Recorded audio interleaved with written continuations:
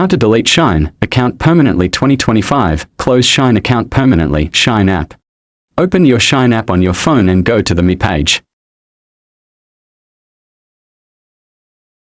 Then, go to the settings of the Shein app.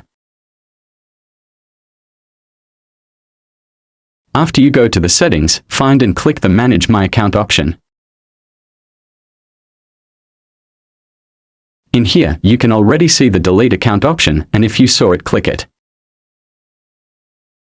After that, you can just click the Apply to delete my account. To permanently delete it, you will just face some verification before deleting it. But remember, once you delete it, you won't be able to log in or access the account. Ensure you are no longer need the account for orders, returns, or customer support. But be sure when proceeding to deleting it that you don't need it anymore. That is all pretty much for this video. I hope you learned something new with me today. Thank you.